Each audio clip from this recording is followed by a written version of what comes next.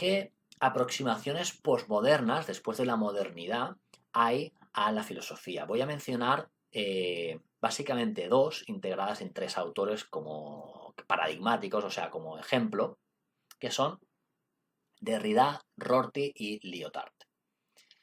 La primera aproximación sería la autosuperación de la filosofía, que esta sería la propuesta de Derrida. ¿Qué quiere decir autosuperación de la filosofía? Pues acordémonos de Hegel. Hegel, el ser absoluto, el estado, todo que te cagas, la razón. Y entonces hemos visto la sospecha. Nietzsche, Freud, Marx, que va hacia un pensamiento tipo Hegel. Pues Derrida esto lo ve como una autosuperación de la filosofía, es decir, la filosofía se supera a ella misma desde la propia filosofía. En este sentido, pues hay una crítica de la filosofía desde la propia filosofía. Esto va vinculado a la autosuperación. Después está otra aproximación que sería la de Rorty y Lyotard, en diferentes matices, pero que se podría eh, bautizar como la desmembración. Es decir, cuando tú coges y desmembras algo, pues como las torturas de la época medieval, ¿no? Que a un tipo lo tomaban y le sacaban los brazos eso es desmembrar. Pues según estos autores, en la filosofía le ha pasado un poco lo mismo. ¿Por qué? Porque han venido las técnicas, como hemos visto desde la época renacentista, desde hecho algo antes, pero así como para entendernos, desde la época del Renacimiento, pues el saber se empieza a atomizar, se empieza a segmentar en varias partes, ¿no? Y entonces la filosofía lo pierde todo, y cuando tú vas a la universidad, o sea, antes en la época de Platón, Aristóteles, pues tenías la academia, ahí estaba todo el saber, tenías el liceo de Aristóteles, ahí estaba todo el saber. Ahora tú vas a una universidad y hay muchas facultades diferentes, especializadas en muchos temas diferentes, y luego cada facultad tiene un especialista en una rama concreta de ese ámbito del saber. Entonces, pues esa especialización hace que, bueno, pues ¿dónde queda la filosofía? ¿Dónde queda la filosofía? Teniendo en cuenta que, por ejemplo, en el siglo XIX la matemática se come a la lógica. La lógica de toda la vida había sido, desde la época de Parménides, incluso antes de prácticamente de Platón, pues la lógica era un ámbito típico de la filosofía. Claro, en el siglo XIX se mete un matemático ahí y no hay quien lo pare. O sea, el tío se ceba, ¿no? Como una especie de, como una especie de zombie ahí comiendo cadáveres. ¿Por qué? Porque pues, los matemáticos saben mucho del tema y claro, ya cuando se interesó por temas de lógica, pues un poco la filosofía perdió la lógica a la matemática, pero no se terminó ahí la cosa.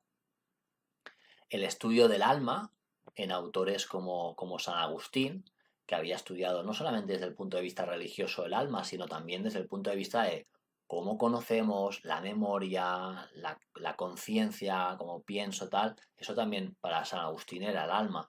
Pues eso se pierde ante la psicología. Y esto, pues, en muchos otros ámbitos como la sociología, la antropología, etcétera, etcétera, etcétera. Entonces vino un filósofo que estuvo bien ahí, os va a gustar.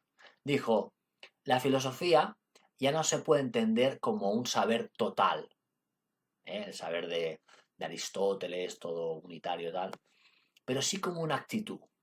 No sé si, bueno, a mí me gusta mucho esta aproximación. La filosofía como actitud. Ese es el feeling que yo le encuentro hoy a la filosofía, viendo autores como Dilthey, como habló, y habló muy bien. Y después para otros autores como Husserl, que también es del 20, pues, bueno, finales del 19 me parece, pero en todo caso se considera contemporáneo. Pues Husserl lo ve como un enlace entre saberes.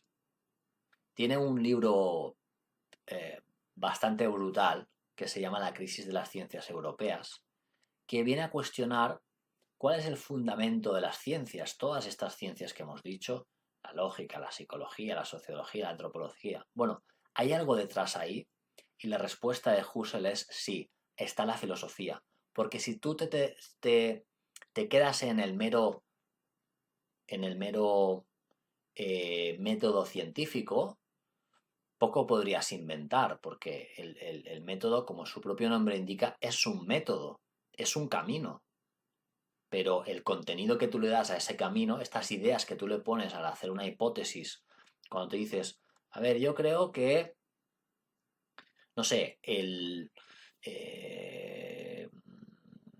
me pregunto por qué caen las cosas al suelo, ¿no? Como descubrió Newton, etcétera.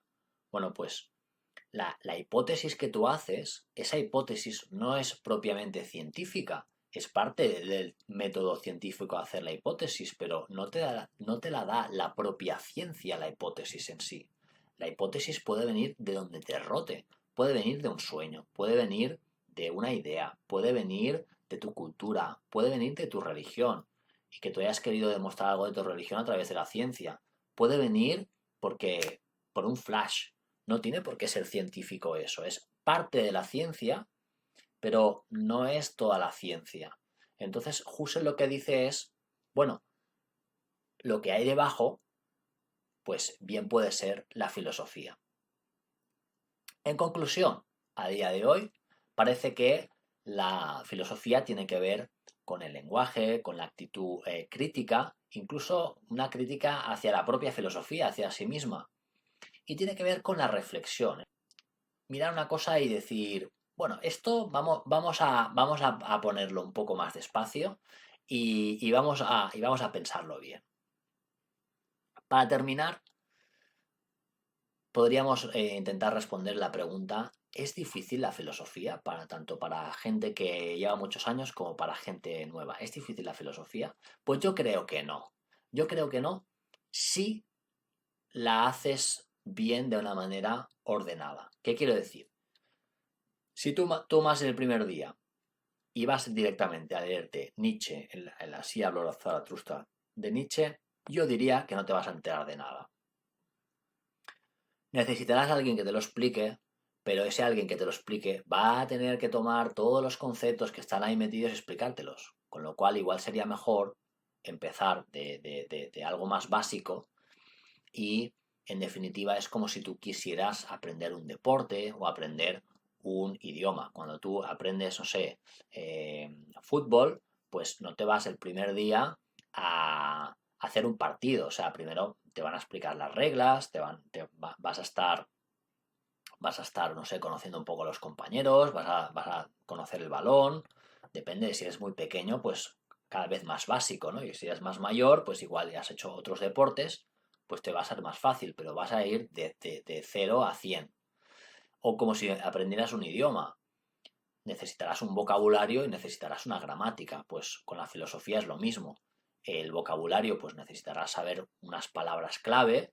Por ejemplo, ¿qué es utilitarismo? ¿Qué diferencia entre teología y teleología? No tiene nada que ver, o sea, son dos palabras que no. Pero esto, si no te lo explica nadie, cuando tú estás leyendo un libro, no te vas a enterar. O sea, vocabulario por una parte. Y después, la gramática, que sería, bueno, pues esa música. Y para mí la música sería los problemas. Entender los problemas filosóficos nos ayudará mucho a entender las respuestas filosóficas también. Que a veces dices, a ver, ¿cómo puede haber dicho un tío esto? Pero claro, cuando entiendes el problema, empatizas más con esa respuesta que da el filósofo. Y en definitiva, amigos y amigas, pues esto es de lo que va mi canal. Mi canal, como os he dicho al principio, va de filosofía, política, estilo de vida. Nos lo vamos a pasar genial a quien le gusta la filosofía. Y si no te gusta la filosofía, este no es tu canal. Pero si te gusta, oye, nos lo vamos a pasar, vamos, bomba. Os invito a conocer este apasionante mundo y os animo también a suscribiros al canal para estar al día de todo lo que vendremos haciendo. Os recuerdo también que estamos en Tumblr, Lo tenéis en mi canal, lo voy a poner abajo también. Y nos vemos aquí, amigos y amigas, en el Rincón de Sócrates.